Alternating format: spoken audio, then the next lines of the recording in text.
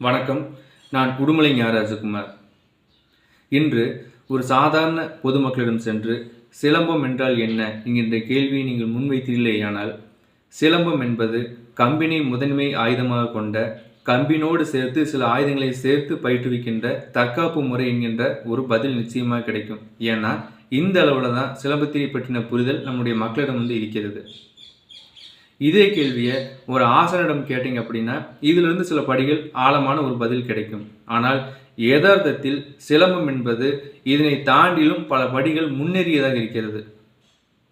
இதை எதன் அடிப்படையில் சொல்கிறீங்க அப்படின்னு நீங்கள் கேட்டீங்க அப்படின்னா, சிலம்பத்தை பயின்றவன் என்கின்ற முறையிலேயோ அல்லது பயிற்றுவித்தவன் என்கின்ற முறையிலேயோ இதை பதில் நான் சொல்லலை. முறையாக சிலம்பத்தினை வரலாற்று தரவுகளோடு சேர்த்து 2 வருடங்களுக்கு மேலாக ஆய்வு செய்தவன் என்கின்ற முறையில் தான் இந்த பதிலை சொல்கிறேன். உண்மையில் சிலம்பம் என்பது இன்று நாம் நினைப்பதை காட்டிலும் பல படிகள் முன்னேறியதாக இருக்குது. இதன் அடிப்படையில் தான் இந்த ஒட்டுமொத்த சமுதாயத்தினுடைய கருத்து, அதாவது சிலம்பம் என்பது சிலம்பல் என்னும் வினையன்கண் பிறந்தது என்னும் ஒரு கருத்தை தாண்டி அதனை எதிர்த்து சிலம்பம் என்பது சிரமம் என்கின்ற சொல்லினுடைய திரிவு தான் அப்படிங்கிற என்னுடைய ஆய்வு முடிவு முன்பு வெளியிட்டேன். அந்த வெளியீடானது சிலம்பத்தினுடைய வரலாற்றினை 2026க்கு முன்பு 2026க்கு பின்பு என 2ஆக வகுக்கும் அளவிற்கு வலிமையானதாக இருந்தாலும் கூட அது இன்றளவு முழுமையாக மக்களை சென்று சேரவில்லை. அதற்குரிய காலத்தை அது எடுத்துக்கொள்ளட்டும். அதற்காக நாம் காத்து கொண்டிருக்க முடியாது. ஆதலால் நாம் அடுத்தடுத்த ஆய்வு முடிவுகளின் வாயிலாக பயணிக்கலாம். அதனுடைய தொடர்ச்சியாக இன்றைய பதிவில் என்னுடைய 2வது ஆய்வு முடிவாக சிலம்பத்திலிருந்து, அதாவது முன்பு சிரமம் என்று அழைக்கப்பட்ட இன்று சிலம்பம் என்று அழைக்கப்படுகின்ற நமது போர்க்கலையிலிருந்து பிறந்ததுதான் இன்று இலங்கையில் காணப்படுகின்ற அங்கம்போரா என்பதனை நான் அறிவித்துக் கொள்கிறேன் பெருமகிழ்ச்சியுடன். இது ஒரு கேள்வி எழுப்பலாம். எதனுடைய அடிப்படையில் சிலம்பத்திலிருந்து பிறந்ததுதான் அங்கம்போரா என்று நீங்கள் குறிப்பிடுறீங்க அப்படிங்கிற கேள்வி எழுப்பலாம். அதற்கான பதிலை ஒரு மறு கேள்வியிலிருந்து தொடர விரும்புகின்றேன். இன்று தமிழகத்தில் சிலம்பத்திற்கென்று ஏதேனும் கோவில்கள் இருக்கின்றனவா? இன்று தமிழகத்தில் சிலம்பத்திற்கென்று ஏதேனும் கோவில்கள் இருக்கின்றனவா? கோவில்கள் இருக்கின்றது. இன்றளவும் இளங்காளியம்மன், இளங்காத்தம்மன், மெக்கரை களரி இளங்கம், 52 களரி என பல பெயர்களில் குமரி மற்றும் அதனுடைய சுற்றுவட்டார பகுதிகளில் வழிபாட்டில் உள்ள கோவில்கள் யாவுமே முன்பு இளங்கப்புரை அல்லது இளங்கமடு என்று அழைக்கப்பட்ட சிரமத்தை பயிற்றுவித்த போர் பயிற்சி சாலைகளே. முன்பு போர் பயிற்சி சாலைகளாக இருந்தவை யாவும் இன்று கோவிலாக இருப்பதை பார்க்க முடிகிறது. இதனை பற்றின விழிப்புணர்வு என்பது நம்மிடையே இல்லை அப்படின்னும் கூட இலங்கையை சேர்ந்தரிடமும் கேரளத்தை சேர்ந்தரிடமும் வெகுவாகவே இருக்கு. அதன் அடிப்படையில் அவர்களின் கூற்றுக்களை கவனிக்கின்ற பொழுது இந்த இளங்கம் அல்லது இளங்கப்புரை அல்லது இளங்கமடு என்று அழைக்கப்பட்ட போர் பயிற்சி சாலையானது முதன்மையாக ஆயுத பாடங்களை பயிற்றுவித்த ஒரு பகுதி என்பது புலனாகுது. அதாவது இந்த இளங்கப்புரை என்பது ஆயுத பாடங்களை பயிற்றுவித்த பகுதி, முதன்மையாக ஆயுத பாடங்களை பயிற்றுவித்த பகுதி என்பது புலனாகுது. இதனுடைய தொடர்ச்சி சிறிதளவு மாறாமல் இன்றளவும் அங்கம்போராவில் இருக்கின்ற ஆயுத பாடங்கள் யாவுமே இளங்கப்போர் என பொருள்படுகின்ற வகையிலே இளங்கம்போரா என்றுதான் அழைக்கப்படுகிறது. அதாவது ஆயுத பாடங்களை பயிற்றுவித்த பகுதி இங்கே இளங்கம் அல்லது இளங்கப்புரை என்று அழைக்கப்பட்டிருக்கு.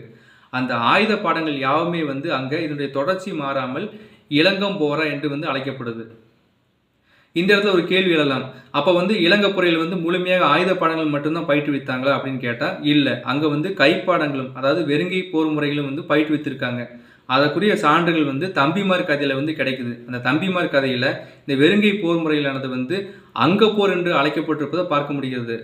அதுவும் சிறிதளவும் தொடர்ச்சி மாறாமல் அங்கே இலங்கையில் வெறுங்கை பாடங்கள் யாவுமே அங்கம்போரா என்று அழைக்கப்படுது.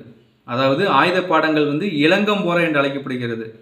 வெறுங்கை பாடங்கள் அங்கம்போரா என்று அழைக்கப்படுகிறது. அப்போ அங்கே ஒரு போர் பயிற்சி சாலை இருக்கும் இல்லையா, அது என்ன அழைக்கப்படுது அப்படின்னு பார்த்தோம்னா இங்கே இருக்கிறது அப்படியே அங்கே மாறாமல் இளங்கமடு என்று அழைக்கப்படுகிறது. இளங்கமடு என்கிற பேர் இங்கே இருந்த பேர் தான். அது அப்படியே மாறா அங்கே இளங்கமடு என்று அழைக்கப்படுகிறது. அதற்கு அடுத்ததாக நம்முடைய தமிழகத்தில் போர் பயிற்சி பாடங்களை அளித்தவர்கள் பணிக்கர்கள். இந்த பழைய கதைப்பாடல் நெடுகு பணிக்கர்கள் போர் பயிற்சி அளித்தது பார்க்க முடிகிறது. அது சிறிதளவு மாறாமல் அங்கே இந்த பணிக்கர் எல்லாமே பார்த்தோம்னா பணிக்கர் ஆலை என்று அழைக்கப்படுறாங்க.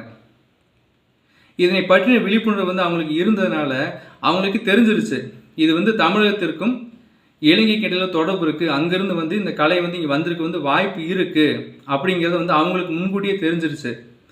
அதனால அவர்கள் வந்து ஒரு புதுவிதமான கருத்தை அறிவிச்சாங்க. அந்த கருத்து என்னன்னா, இலங்கைக்கென்று ஒரு போர்க்கலை இருக்கின்றது. அந்த கலையின் மீது தமிழகத்தில் இருந்து வந்த கலையினுடைய தாக்கம் இருக்கிறதை ஒழிய, இலங்கையை சேர்ந்த போர்க்கலை என்பது வந்து முழுமையாக தமிழகத்தை சேர்ந்த கலை கிடையாது. இலங்கை சேர்ந்த கலையின் மீது தமிழகத்தை சேர்ந்த கலையினுடைய தாக்கம் இருப்பதினால் இந்த பெயர் மாற்றங்கள் வந்து ஏற்பட்டிருக்கு அப்படின்னு வந்து அறிவிச்சாங்க. மறுசாரர் என்ன பண்ணாங்க அப்படின்னா, அவங்க இந்த அங்கம்போர், அதாவது அங்கப்போரா அப்படிங்கிறது வந்து தமிழகத்தை சேர்ந்தது அப்படிங்கிறது வந்து அவங்க ஏற்றுக்கிட்டாங்க. ஏற்றுட்டு என்ன சொல்லிட்டாங்க அப்படின்னா, இந்த அங்கம்போரா என்கின்ற கலையானது வேண்டுமானால் தமிழகத்தை சேர்ந்ததாக இருக்கலாம். ஆனால் எங்களுக்கென்று ரித்திகல ஹரம்பச்சாலவா என்ற ஒரு பாடமுறை இருக்கிறது. அதுதான் வந்து இலங்கையை சேர்ந்த ஒரு பூர்வீகமான கலை அப்படிங்கிறத வந்து அறிவிச்சாங்க. ஆக மொத்தத்தில் வந்து அங்கம்போராங்கிறது வந்து அவங்க ஒத்துக்கிட்டாங்க. இங்கே வெளியிருந்து தான் வந்திருக்கு அப்படிங்கிறத வந்து ஒத்துக்கிட்டாங்க. இந்த இடத்துல வந்து அவங்க சொன்ன 2 ஸ்டேட்மெண்ட்டுக்குமே வந்து நம்ம பதில் கொடுத்தாகணும். அதற்குரிய பதில் என்னன்னா, முதல் ஸ்டேட்மெண்ட், இலங்கைக்கென்று ஒரு தற்காப்பு முறை இருக்கிறது, அதில் தமிழகத்தை சேர்ந்த கலையினுடைய தாக்கம் இருக்கிறது அப்படின்னு சொன்னாங்க இல்லையா. அதற்குரிய பதில் என்னன்னா, முதல்ல நான் முன்னுடைய முன் ஆய்வு முடிவுகளில் குறிப்பிட்டிருந்தேன். இந்த சிரம்பம் என்கின்ற சொல்லானது சிரம்பம் என திரிந்து இன்று சிலம்பம் என பெயர் பெற்றிருக்கிறது என குறிப்பிட்டிருந்தேன். அதனுடைய அடிப்படையில் சிரம்பம் என்றாலும் சிலம்பம் என்றாலும் சிலம்பம் என்றாலும் மூன்றும் வந்து ஒன்று தான். மூன்றுமே வந்து சில சில திரிவுகள் தான். இதில் இந்த சிரம்பம் என்கின்ற சொல்லானது சரம்பம் அப்படின்னு தெரிஞ்சு சரம்பா அப்படிங்கிற பெயர் பெற்று இன்றளவும் வந்து முழுமையாக இலங்கையில் இருக்கின்ற அங்கம்புற என்கின்ற கலையில அத்துச்சரம்பா, பாசரம்பா, அத்துப்பா சரம்பா, கடுச்சரம்பா, அதாவது நம்ம இங்கே சொல்லுவோம் இல்லையா, என்ன சொல்றது, வால் சிலம்பம், கம்பு சிலம்பம், குறுந்தடி சிலம்பம்னு சொல்லி ஒவ்வொன்றுக்கு பின்னாடி சிலம்பம் என்கின்ற பெயர் சொல்லுவோம் இல்லையா. அந்த சிலம்பம் என்கின்ற பெயருக்கு மாற்றாக சிரம்பம் என்கின்ற சொல்லினுடைய திரிபான சரம்பா அல்லது ஹரம்பா என்கின்ற சொல் திரிபோட அத்துச்சரம்பா, பாசரம்பா, அத்துப்பா சரம்பா, கடுசரம்பான்னு ஏராளமான பெயர்கள் இருக்கு. அதாவது தமிழகத்தை சேர்ந்த கலையினுடைய தாக்கம் பெற்ற ஒரு கலையில் கூடிய எல்லா உள்நுணுக்கங்கள் முழுக்க எல்லாத்துலேயுமே வந்து பின்னாடி சிரமம் அதாவது சரம்பா சரம்பான்னு வருது. அப்போ இது எதனுடைய அடிப்படையில் வந்து இது தாக்கம் பெற்ற கலை என்று குறிப்பிடுறாங்க அப்படிங்கிறது வந்து ஒரு கேள்விக்குறி தான். அதற்கடுத்ததாக எங்களுக்கென்று ஒரு பூர்வீகமான ஒரு கலை இருக்கிறது, அதுதான் வந்து பார்த்தோம்னா எங்களுடைய கலை. அது வந்து ரித்திகல ஹரம்பச்சாலவான்னு சொன்னாங்க இல்லையா. அந்த ஹரம்பச்சாலவா அப்படிங்கிறதுல ரித்திகலங்கிறது ஒரு பகுதியுடைய பேர், ஆனால் வந்து அது பெருசாக எடுத்துக்க வேண்டியதில்லை. அந்த ஹரம்பச்சாலவான்னு சொன்னாங்கல்ல, அது வேற ஒன்றும் இல்லை, நம்முடைய சிரமச்சாலை என்கின்ற சொல்லினுடைய திரிவு தான். சிரமச்சாலை என்கின்ற சொல்லுதான் என்ன இருக்குன்னா சிரம்பச்சாலவான்னு தெரிஞ்சு அது ஹரம்பச்சாலவான்னு அங்கே அழைக்கப்படுது. ஆக மொத்தத்தில் அது ரித்திகல ஹரம்பச்சாலவான்னு சொன்னாலும் சரி அல்லது அங்கம்போர என்கின்ற ஒரு கலையை கொடுத்தாலும் சரி, எல்லா அந்த கலையுடைய உள் நுணுக்கங்களையும் நான் முன்பு குறிப்பிட்டிருந்த அந்த சிரமம் என்கின்ற சொல்லோ அல்லது சிரம்பம் என்கின்ற சொல்லுடைய தாக்கம் வந்து எல்லா பக்கம் இருக்கிறத பார்க்க முடியுது. ஆனால் வந்து இலங்கையை சேர்ந்த அங்கம்போரா என்பது வந்து தமிழகத்தை சேர்ந்த நம்முடைய சிலம்பக்கலையில் இருந்து பிறந்தது. இதனை வந்து நான் ஒரு பெருமைக்காக அறிவிக்கவில்லை. இது எதுக்காக இந்த ஆய்வு மேற்கொண்டேன் அப்படின்னா, இன்று சிலம்பத்தில் உள்ள பல விடை தெரியாத கேள்விக்குரிய பதில் வந்து இந்த புது ஆய்வு முடிவில் இருக்கு. இதிலிருந்து யோசிச்சோம்னா பல கேள்விக்கு விடை கிடைக்கும். அதை வந்து ஒவ்வொன்றா அலசலாம். தொடர்ந்து நம்முடைய தளத்தில் இணைந்திருங்கள். அடுத்த ஒரு பதிவில் காணலாம். நன்றி.